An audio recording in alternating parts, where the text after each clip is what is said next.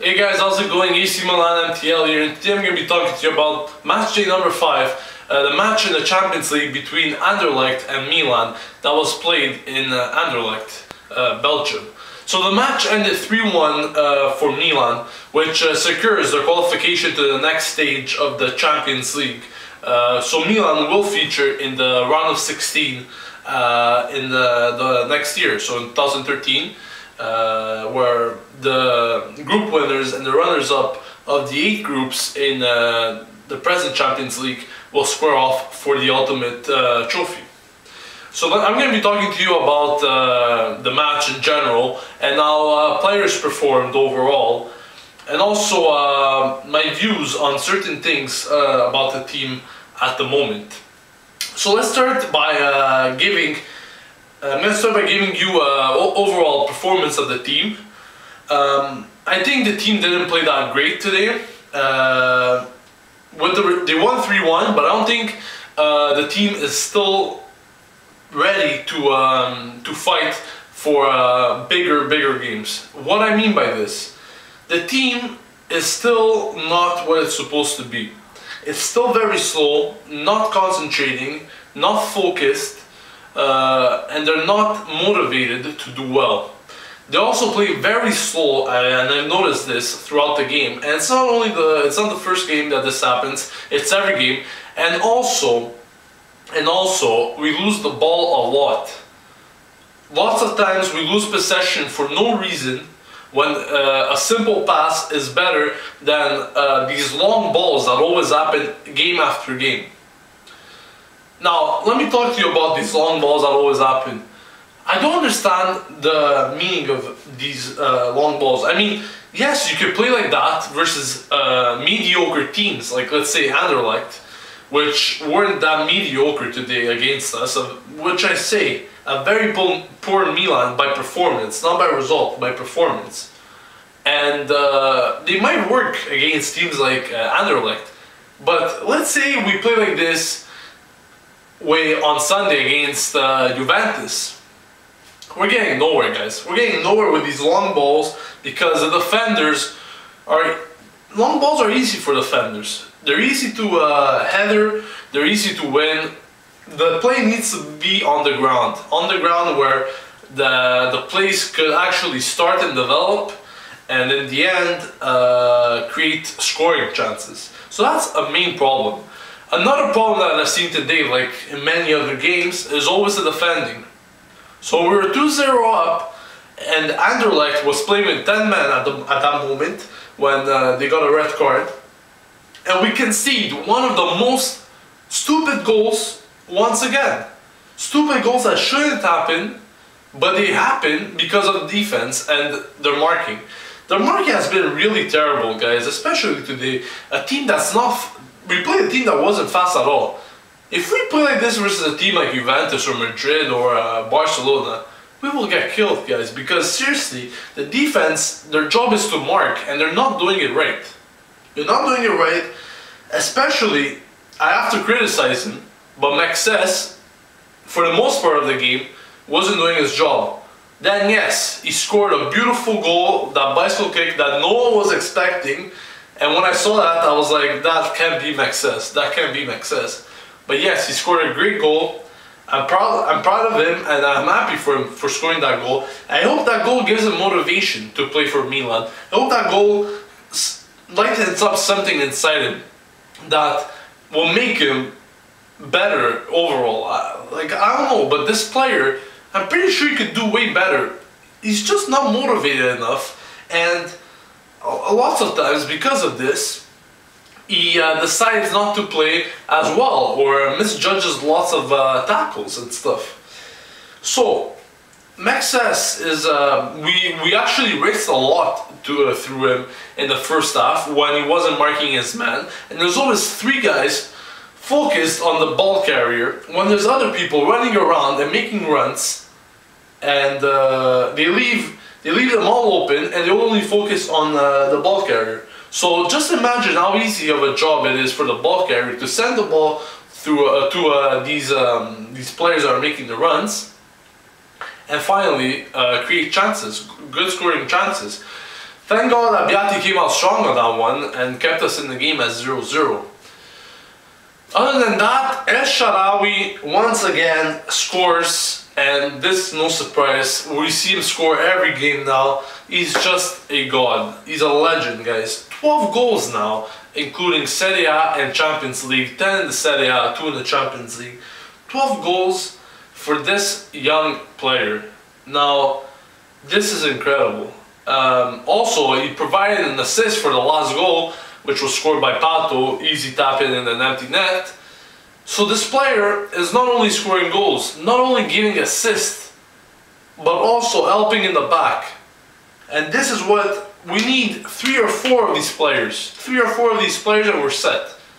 A player that can play very well in attack, very good attack minded, but also help back in the defense when there's problems. Now this is a player.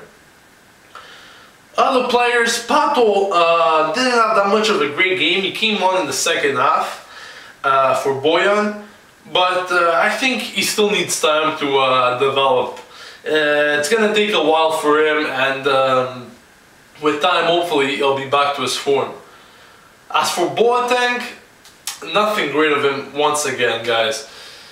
I see him walking around in the pitch when there's a ball right near him where he could easily run and get it and attack it, but he's walking around like nothing's happening. Sometimes he has his head faced the other way where the play is not happening. Like, you can't have a player like that playing in professional with no intention of getting the ball like that. He's just being a very lazy player. Now, to my regard, it's either this player wants to leave, he wants to leave the team, which I wouldn't mind at the moment. We want players that will fight for the shirt and not players that will be there looking good with their hair and not trying hard. We want players that will fight for the shirt and give back to the team. And Boateng's not doing this at the moment, so I don't really mind if he leaves or not. He can leave. We just have to during the January transfer market, we have to get players that actually want to play and want to give to the team. That's our objective.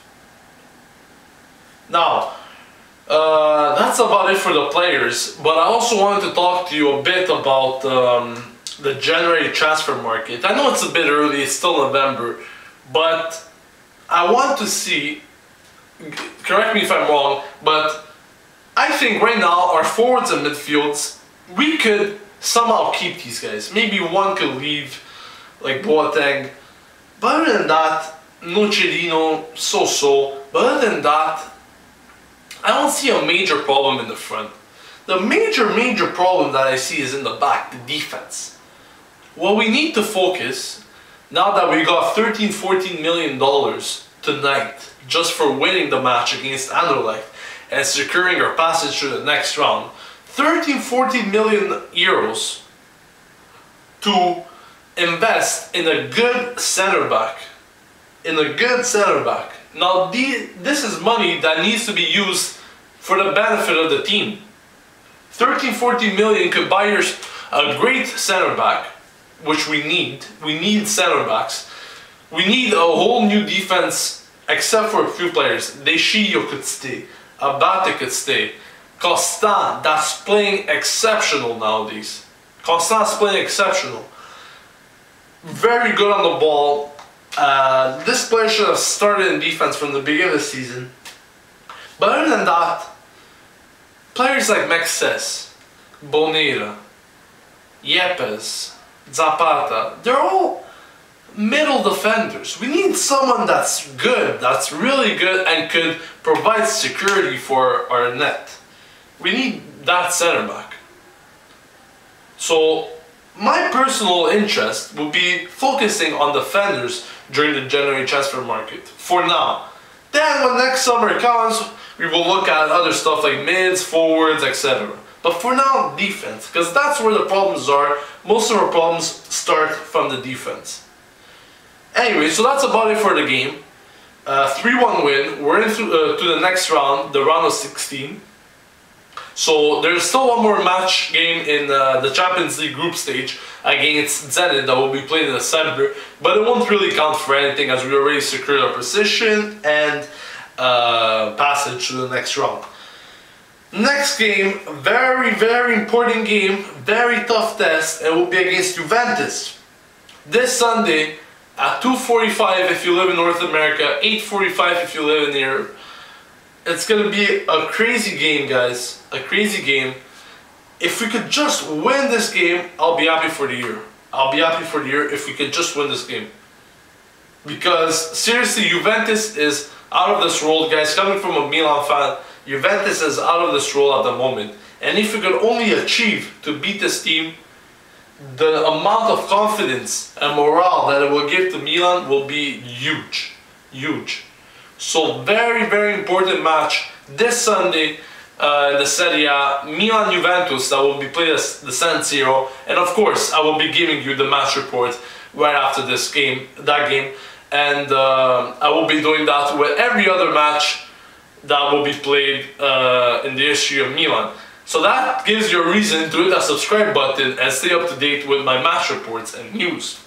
Also, don't forget to follow and like my Twitter and Facebook, as well. I will always be posting Milan news during the week, as I could see the amount of followers and people that are liking the two social networks is increasing every day. So thank you so much for everyone that's followed and liked me. And if you haven't still, please do so. And it will give you news every day about Milan, and also live match feeds when the Milan is playing. Let's say you're not at home, you're at work, and you want to follow the match. I will be giving you live match feeds during every game. So this has been AC Milan MTL. I will see you guys on Sunday for the Milan-Juve match report, and always Forza Milan.